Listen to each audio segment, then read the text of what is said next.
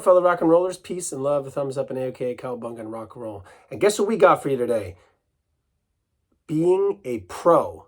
Now, this doesn't necessarily mean just being a professional, but it's a good play on words. Be a pro, register with a pro, or what's called a P.R.O, a performing rights organization, a P.R.O.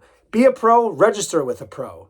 Very cool. And so why do this? And why do they exist? Well, it's a great way to further protect your music if you register with a performing rights organization. Now, there's a few out there in the United States: BMI, ASCAP, and CSAC. Those are the major three. I belong to BMI as a songwriter and a publisher, but there's other ones I'm sure are great too. And what you can do is a great idea to register and further protect the music you've created by signing up with the P.R.O.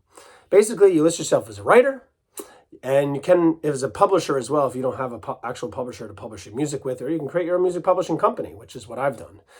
Then you're led through like a series of questions to answer, like who wrote the song, how much of the song did that person write, percentage-wise, are there any recordings of the song, are there any artists that did the song, how long is the song, and if there are lyrics, if it's an instrumental or music only or both at the same time, what language it's in, what kind of release is it, like a single, an EP, or an album.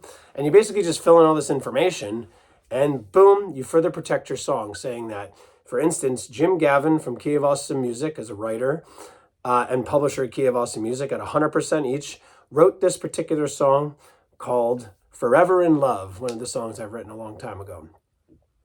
And it's off the EP Forever in Love. It was released on so-and-so date. Sometimes you can put that if you have that information. You don't actually need to submit a recording. This is just putting out the information, sort of like metadata, if you will, into these like drop-down boxes that are on the website. You just follow through the series of questions and boom, you've registered your song through BMI to further protect your music. And these other performing rights organizations, I'm sure, do something similar, if not the same exact thing. So it's a great way to further protect your music, in addition to sort of sending it into the Copyright Office in Washington, D.C. to further copyright your music. There's something else called the poor man's copyright, which I believe would still exist to this day and hold up in the court of law, where you put a recording, let's say it's a CD of songs of yours, like the audio files, as well as put in the lyrics in there, saying that you wrote this song, and send it to yourself in the mail, and don't open it because it's marked through the federal government with the U.S. Post Office with the date that is. Now, that's a way to protect your music as well. It's called the poor man's copyright. That goes in addition to protecting your music with a performing rights organization like BMI. In addition to that, right, you could send it into the Copyright Office like we talked about. I think it's at copyright.gov, and there's a series of questions to fill out through there. So be a pro, register with a pro. Don't forget to miss this step. And in addition to protecting your music, it's also, you can set yourself up to earn royalties on an ongoing basis by doing this too.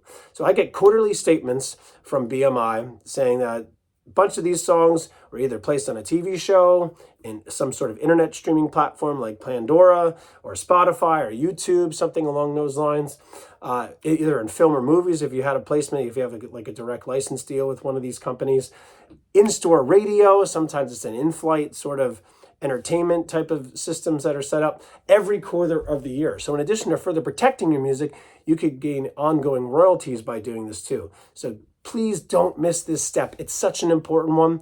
It's something I learned a long time ago while working for an agency, a music agency in New York City, before I branched off from my working into the field of human services like I do now, and then branching off into my own company. So it's a win-win all around.